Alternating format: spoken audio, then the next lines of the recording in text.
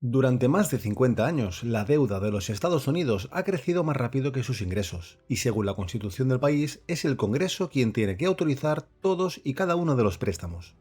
A principios del siglo XX se estableció un límite de deuda para que el Tesoro no tuviera que pedir permiso cada vez que quería emitir una deuda. Más adelante, en 1939, se impuso un límite general a la deuda federal. El gobierno de los Estados Unidos alcanzó la semana pasada su límite de endeudamiento, y el Tesoro, ahora, está tomando medidas extraordinarias para cumplir con sus obligaciones de deuda. Las cosas ya no son como antes, y ahora la situación podría ponerse bastante fea si el Congreso no acuerda levantar el límite de la deuda. Para comenzar, debemos entender que el Departamento del Tesoro de los Estados Unidos paga las cuentas del gobierno del país, y para hacer esto emite deuda. Esta deuda tiene un límite, pero siempre que se alcanza este techo se puede elevar un poco más si existe una mayoría simple de votos en ambas cámaras del Congreso. Si el Congreso se niega a aumentar el límite de endeudamiento, el Tesoro se vería incapaz de pagar las facturas del gobierno después de que su cuenta bancaria en la Reserva Federal se quede a cero. Hace un par de semanas, Janet Yellen, la secretaria del Tesoro de los Estados Unidos, escribió una carta al Congreso advirtiendo de que el techo de la deuda se alcanzaría la próxima semana, y que el Tesoro se vería obligado a tomar medidas extraordinarias para evitar que Estados Unidos incumpla sus obligaciones. El jueves día 20 de enero se alcanzó este techo de deuda, y tal y como advirtió Janet Yellen, el Tesoro está ahora tomando esas medidas extraordinarias para que el país pueda seguir pagando sus facturas. Con estas nuevas medidas, Estados Unidos gana tiempo, lo que significa que la administración Biden y los legisladores se tendrán que ver las caras de forma poco amigable durante las próximas semanas y meses. El límite de endeudamiento no autoriza nuevos gastos del gobierno. Simplemente permite que el gobierno financie obligaciones legales sobre las que ya se ha comprometido, es decir, gastos que ha realizado el Congreso y presidentes de ambos partidos en el pasado.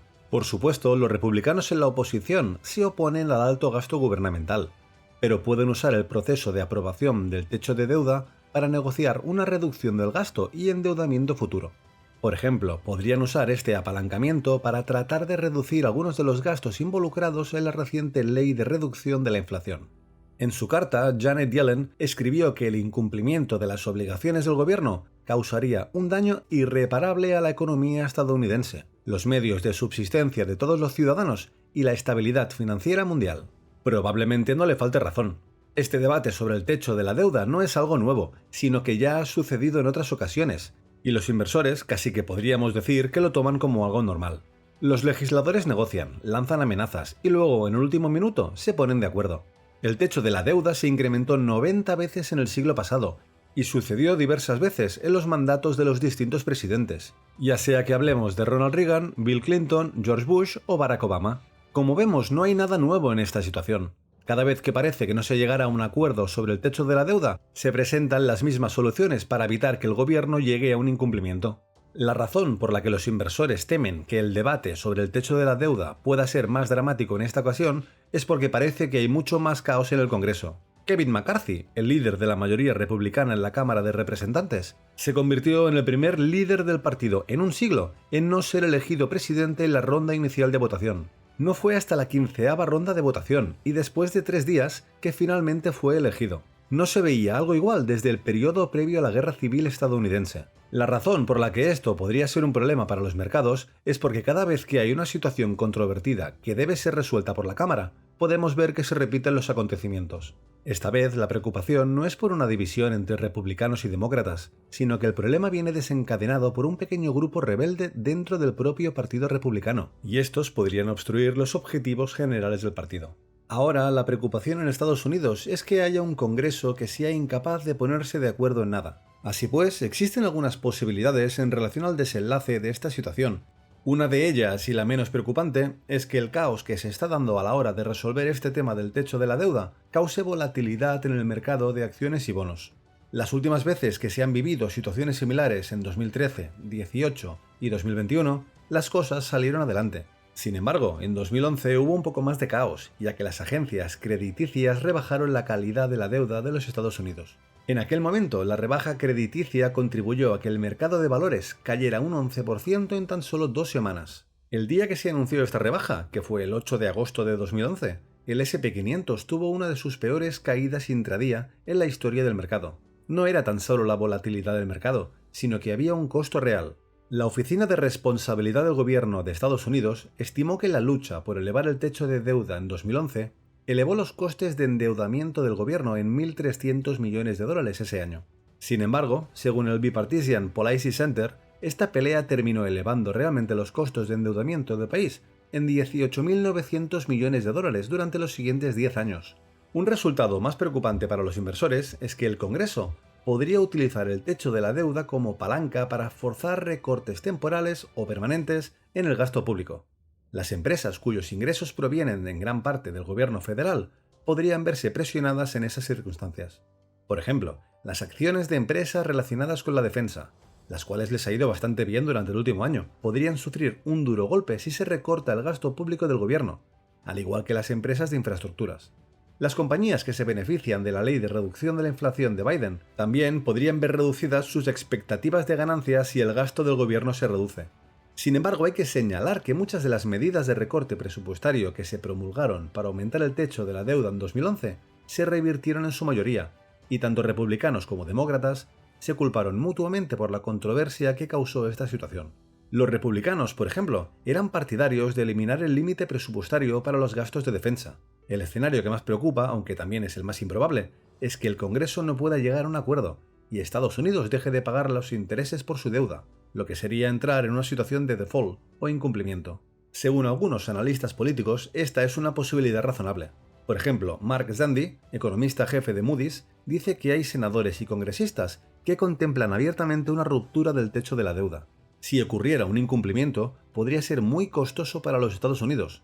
En 1979, mientras que el Congreso consiguió elevar el techo de la deuda justo antes de que el incumplimiento hubiera sido inevitable, ocurrió un fallo tecnológico que impidió imprimir los cheques a tiempo, y esto hizo que los inversores recibieran sus pagos con un pequeño retraso. Como consecuencia, los rendimientos de los bonos del Tesoro norteamericano aumentaron 60 puntos básicos solo ese mismo día. A partir de ahí se mantuvieron elevados durante varios meses, y todo por haber retrasado mínimamente los pagos. Así que ya nos podemos imaginar lo que podría llegar a ocurrir ante un incumplimiento real. Quien paga realmente esta factura son los de siempre, es decir, los contribuyentes. El coste total que tuvieron que asumir todos los contribuyentes norteamericanos fue de miles de millones de dólares. El incumplimiento de 1979 se dio principalmente por la lentitud del Congreso a la hora de ponerse de acuerdo y tomar decisiones, y por un fallo tecnológico que impidió que se imprimieran los cheques de los pagos a tiempo. El Tesoro tenía la voluntad de pagar, y de hecho pagó el déficit de 120 millones de forma prácticamente instantánea después del pequeño retraso. Sin embargo, se negó a asumir más intereses para compensar la demora. Así pues, se podría decir que lo que ocurrió en 1979 no fue un incumplimiento real, sino que fue como una especie de despiste sobre una pequeña cantidad de deuda del país, en su mayoría letras del Tesoro propiedad de inversores individuales. Un default de la deuda, según su definición, ocurre cada vez que un acreedor no realiza un pago a tiempo, de manera que, por pequeño que fuera y por mucho que desde Estados Unidos se negara, tuvieron un pequeño incumplimiento que se transformó en un error muy costoso para la nación. Así pues, ¿cuáles son las medidas extraordinarias que ahora está tomando el Tesoro norteamericano para poder seguir cumpliendo con sus obligaciones y no repetir o empeorar el caos vivido en 1979? Pues para generar más capacidad de endeudamiento y conseguir efectivo, Janet Yellen ha dicho que el Tesoro primero suspendería nuevas inversiones en varias cuentas gubernamentales y que haría enmiendas al plan de ahorro de los empleados federales, el cual invierte en valores no negociables que vencen todos los días. Según los estatutos designados por el Congreso, el Tesoro puede pausar las reinversiones por ahora, pero una vez que se agoten estas medidas, el Tesoro comenzará a priorizar algunos pagos sobre otros para poder seguir pagando los intereses sobre la deuda del gobierno y de este modo evitar el incumplimiento de Estados Unidos. Algunos pagos que se verían afectados si se llegara a esta situación serían los salarios federales, seguridad social, cobertura de atención médica, etc. El Tesoro tendrá que comenzar a elegir a quién paga y a quién no, y cuándo se realiza el pago. La nueva situación política parece ser bastante complicada. Kevin McCarthy, el nuevo presidente republicano de la Cámara de Representantes, dijo que tuvo una buena conversación con Joe Biden la semana anterior, y le comentó al presidente que quería sentarse con él y trabajar en estos desafíos que enfrenta el país actualmente. Sin embargo, McCarthy se encuentra en una posición muy débil dentro de su propio partido, así que impulsar cualquier iniciativa parece una mera utopía. Así pues, para solventar todo este lío, el argumento de más peso por el que se apuesta en estos momentos es que el presidente podría invocar la enmienda 14 para pagar las obligaciones del gobierno. Bill Clinton dijo en 2011 que durante su enfrentamiento presupuestario con los republicanos, su personal investigó las implicaciones constitucionales y comentó que seguramente habría usado la enmienda 14 sin dudarlo.